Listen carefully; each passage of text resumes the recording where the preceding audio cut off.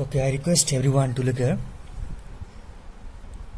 If the cost of 1 dozen of pencil is Rs 72. So the cost of 1 dozen pencil is Rs 72. Now you have to find the cost of 16 pencil. Now you have to find the cost of 16 pencil. 1 dozen pencil लाई चाहिँ Rs 72 पर्छ भने 16 pencil को cost चाहिँ कति पर्छ, that you have to find. So at first, look here.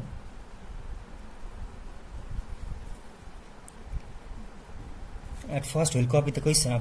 First line मा unitary method बाट गर्दा चाहिँ हामीले पनि फर्स्ट मा चाहिँ क्वेशन मा के दिएको छ त्यही चाहिँ कपी गर्छौं.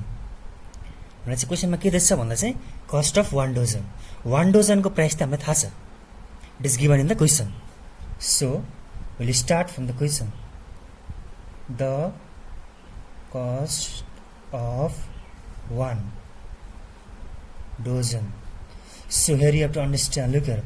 What is the meaning of 1 dozen? Question मा चाहिँ 1 dozen भनेको छ. अब यो 1 dozen भनेको के हो भन्दा चाहिँ it is means 12. 1 dozen means 1 दर्जन हो. 1 दर्जनमा कतिवटा हुन्छ भन्दा 12 वटा हुन्छ. That you have to understand. The cost of 1 dozen of pencil means 12 pencil. The cost of 12 pencil. 1 dozen भनेको 1 दर्जन हो. 1 दर्जनमा चाहिँ कतिवटा हुन्छ भन्दा चाहिँ 12. So 1 dozen means 12. This you have to understand. The cost of 1 dozen means 12.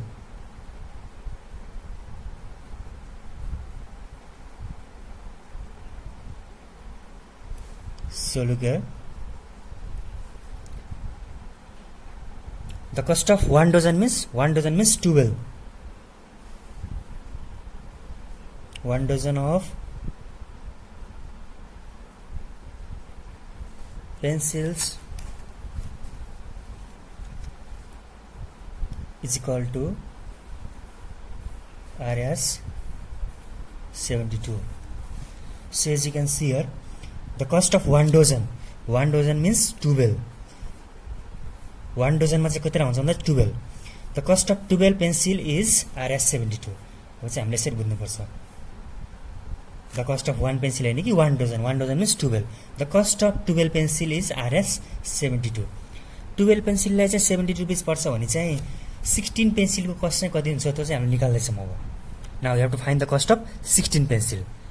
So before finding 16 pencil, first we have to find the cost of 1 pencil. जहिले पनि युनिटरी मेथडमा चाहिँ unit value means 1.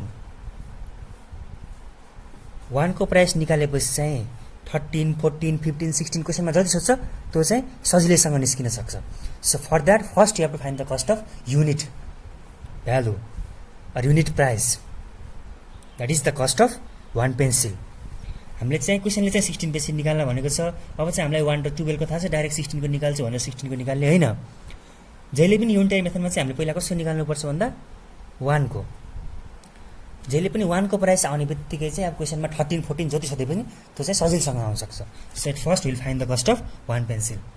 So the cost of 1 pencil. यहाँ क्वेशनमा 1 दिएछ भने चाहिँ नजिक किन, यो चाहिँ 1 हैन, यो चाहिँ 1 डजन हो. 1 डजन भनेको चाहिँ 12 हो. 1 भन्दैमा चाहिँ यो 1 पेन्सिल हैन, चाहिँ 1 डजन मिन्स 12 पेन्सिल. 12 पेन्सिल को देश छ. सो पहिला चाहिँ हामीले कसको फाइन्ड गर्छौं भन्दा 1 पेन्सिल को. The cost of 1 pencil is equal to Rs. अब 12 पेन्सिललाई 72 रुपैयाँ पर्छ भने चाहिँ एउटाको प्राइस चाहिँ कसरी निकाल्छौं भन्दा चाहिँ हामीले 72 डिवाइडेड बाइ 1 भनेको त 12 हो. So will divide by 12. 12 pencil को प्राइस थाहा छ. अब 1 पेन्सिल को कसरी निकाल्ने भन्दा चाहिँ जहिले पनि 12 को देश 1 को निकाल्नु पर्यो.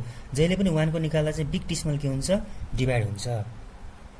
धेरै को देश जहिले पनि 1 को निकाल्नु पर्यो. 1 को निकाल्दा चाहिँ 1 को प्राइस चाहिँ कम हुन्छ. अब 12 पेन्सिललाई भन्दा चाहिँ एउटा पेन्सिललाई त प्राइस कम पर्ने भयो. जहिले पनि एउटा पेन्सिलको, एउटा पेनको अथवा युनिट भ्यालुको प्राइस निकाल्दा चाहिँ हामीले के गर्छौं भन्दा चाहिँ डिवाइड गर्छौं. That you have to understand. Equal to Rs. 12 को चाहिँ 72 हुन्छ भन्दा चाहिँ 12 6 72. So as you can see here, now we have got the price of one pencil. अब चाहिँ हामीलाई चाहिँ एउटा पेन्सिलको चाहिँ प्राइस थाहा भयो, द्याट मिन्स युनिट भ्यालु। हामीलाई चाहिँ युनिट भ्यालुको प्राइस थाहा हुने बित्तिकै चाहिँ अब चाहिँ हामीले चाहिँ क्वेसनले कति सोधेछ 16, 13, 14 जति पनि क्वेसनले सोधेछ त्यो चाहिँ हामीले इजी तरिकाले निकाल्न सक्छौँ। हामीलाई चाहिँ वान पेन्सिलको प्राइस थाहा हुने बित्तिकै चाहिँ अब चाहिँ हामीले चाहिँ 13, 14, 16 जति पनि निकाल्नु पर्ने हो, we can find easily. So this you have to keep in your minds. First you have to find the price of unit value, unit price. First you have to know the price, unit price, that means single. जहिले पनि हामीलाई चाहिँ एउटाको चाहिँ सुरुमा पत्ता लगाउनुपर्छ।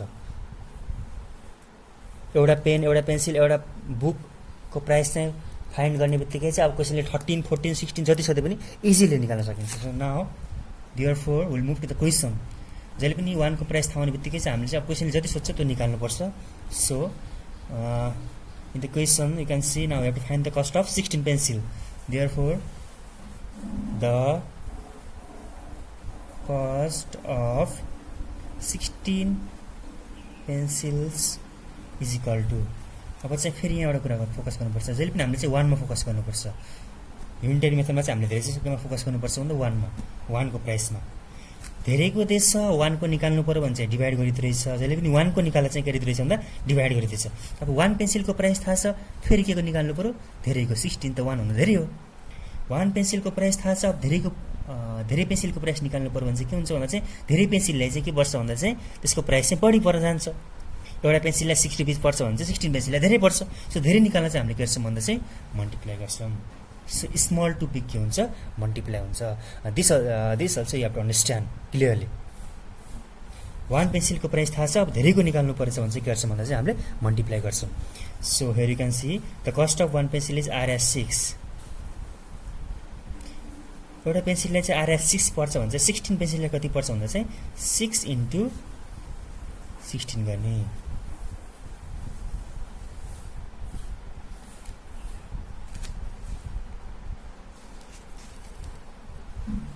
So 16 6 कति हुन्छ, हेयर यु क्यान डु 16 6 जा 6 6 जा 36, 6 1 6 + 3 96।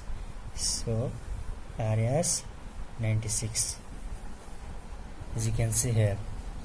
So therefore the cost of 16 pencil is equal to RS 96. So in this way you can find the answer.